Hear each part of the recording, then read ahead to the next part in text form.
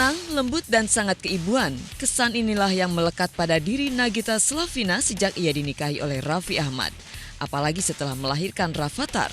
Namun siapa sangka wanita berusia 29 tahun ini ternyata menyimpan kekuatan besar dalam dirinya.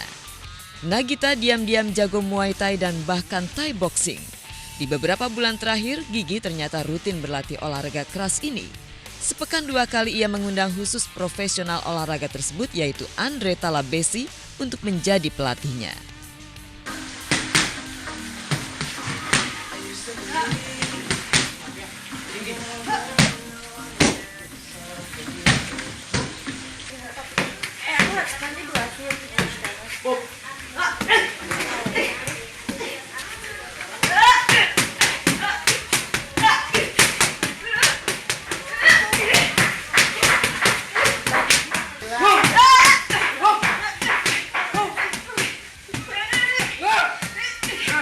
Nagita tiba-tiba suka olahraga keras dan cabang olahraga bela diri. Ada apa sesungguhnya dengan Nagita? Apakah hal ini ada hubungannya dengan gosip tak sedap yang terus-terusan menerpa rumah tangganya dengan Raffi Ahmad? Seperti kita tahu, nyaris tak berjeda dan tentu lama-lama ia terusik juga. Enggak sih, emang udah lama. Thai boxing sih udah dari 2007. Cuman baru rame-rame di rumah sama adik-adik aku, sama si Nisya, masih Syahnas. Jadi mereka pagi-pagi sebelum ada aktivitas olahraga dulu semua cewek-cewek di rumah. Kenapa ya? Emang udah lama sih, Mbak? Karena menurut aku Thai boxing itu boxing paling banyak gitu. Dia membuat otot jadi bugar, langsing, terus juga bisa kesehatan bagus dan badan tuh bergerak semua. Jadinya dia semakin energik.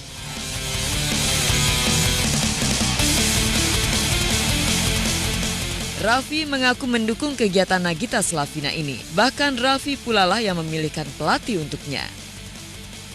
Hasilnya tidak hanya fisik Nagita yang menjadi jauh lebih sehat, ia pun kian tangguh sebagai perempuan.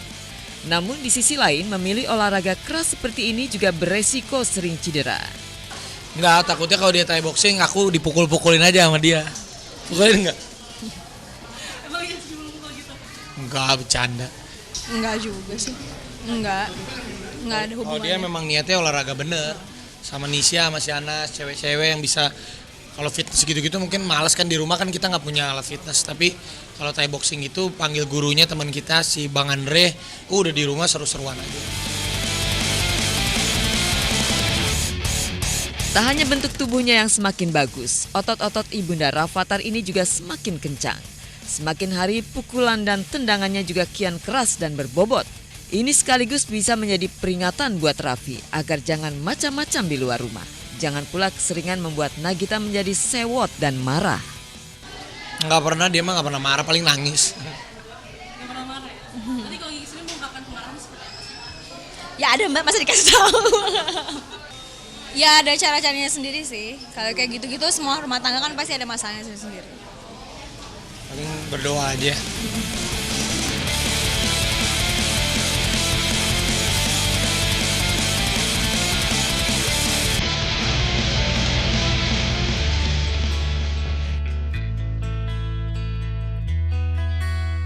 Perceraian kian dekat pada pasangan Aming dan Evelyn Nada Anjani. Rumah tangga yang baru mereka bangun selama 8 bulan itu menjelang karam setelah Aming menjatuhkan talak cerai pada istrinya. Evelyn nyaris tak percaya pada keputusan yang diambil Aming tersebut. Perasaan aku sedih, ya pastinya sedih, nggak mungkin senang ya. Cuman ya mau gimana lagi, sekarang yang ada di depan mata harus saya jalanin kan. Sampai sekarang itu dari pihak Aming sih tetap belum berubah ya, masih tetap pada pendiriannya ingin berpisah, dan lagian juga udah jatuh talak juga. Ini udah tahu udah lama gitu, cuman ya ini cuma bisa kasih support aja sih, nggak bisa kasih masukan apa-apa juga karena kan rumah tangga Niki juga kan gagal.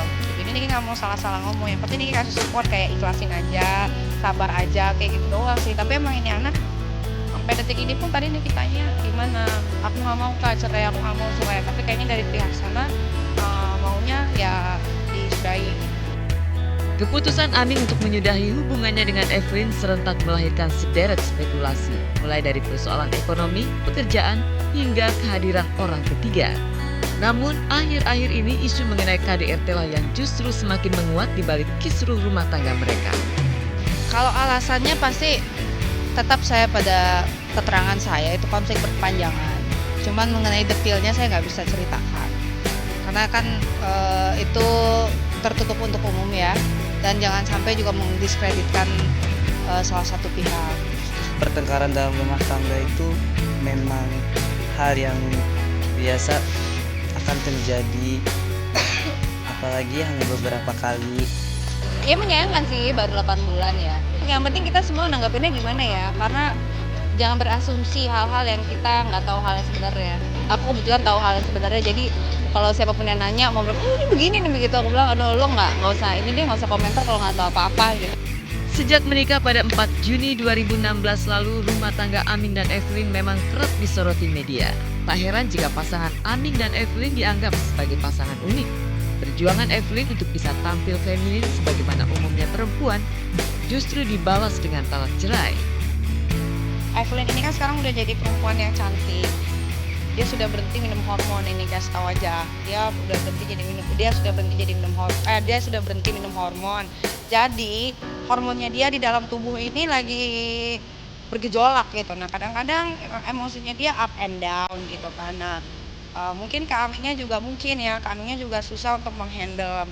Aming itu happy banget ngelihat Evelyn cantik, seneng banget ya.